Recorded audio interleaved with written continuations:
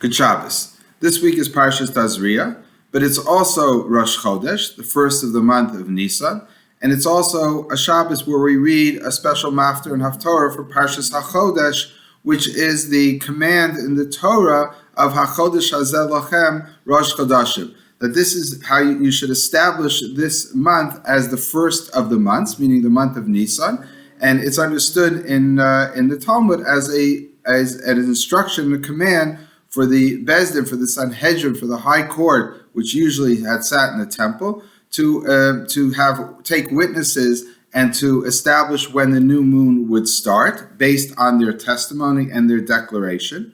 And as a result of that, the Jewish calendar is really completely, totally controlled by the Sanhedrin. Today, of course, we have a set calendar, which the rabbis had put into, had created many years ago, but it's all based on the same idea that we have to know when the new moon starts. So in ancient times, it was actually done month by month and determined by the court when the new moon started. Besides that, we also have what we call a Shana Me'uberet, a year which has an extra month, which this year we also did, which is also determined by the Sanhedrin, and they have to determine that the month has to be added in order to make sure that Pesach comes out in the spring, because it's called the Chodesh Aviv, the Chag Aviv, It's called the holiday of the spring, and therefore to make sure when it always comes in spring, we have to sometimes add an extra month, because a lunar year only consists of 354 days,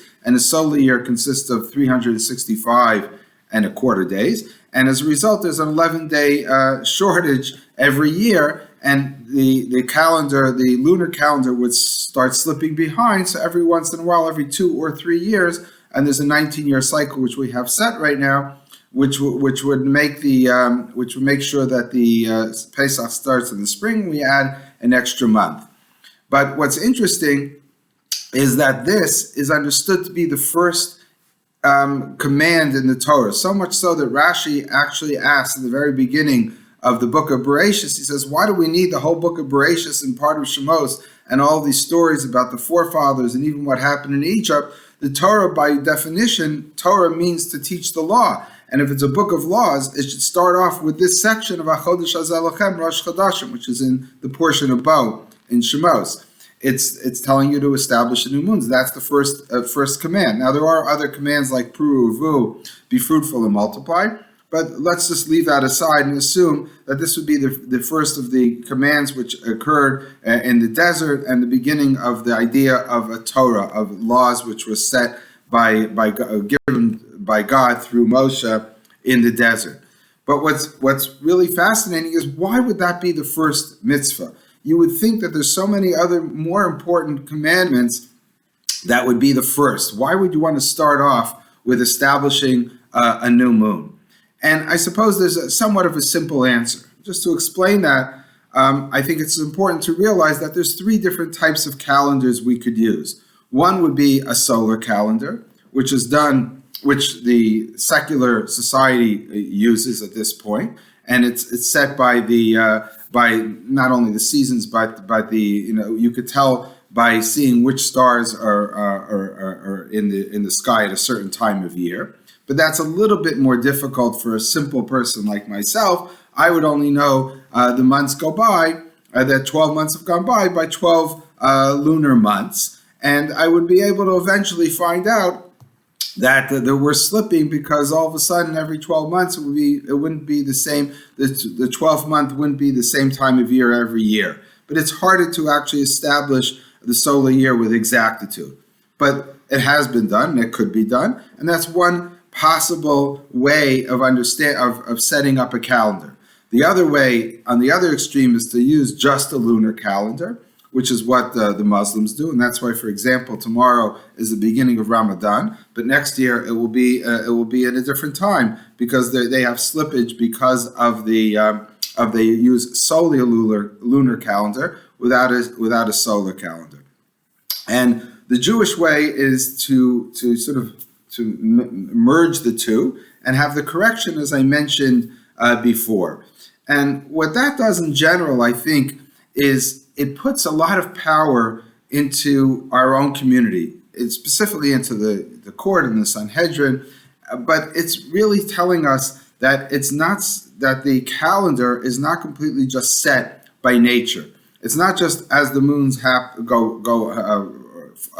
rise and every month, and it's not just by the solar calendar, but rather it's us who are determining two things. We're determining the day of Rosh Chodesh. We need witnesses, and we have to establish when that day is. And in the times when they didn't have a set calendar, it was only when the Sanhedrin declared this is Rosh Chodesh and it's Rosh Chodesh. If the witnesses didn't come, it could be sometimes delayed a day, right? And the extra month also has to be determined by the rabbinic court, and they determine when to add an extra month.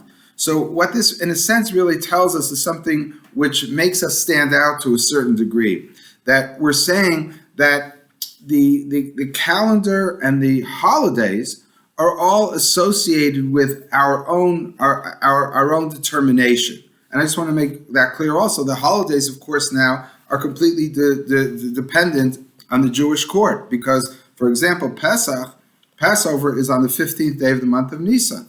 Well, when is that? It depends when Rosh Chodesh is. So it's only when Rosh Chodesh is established as the first day of the month do we know when the 15th day is.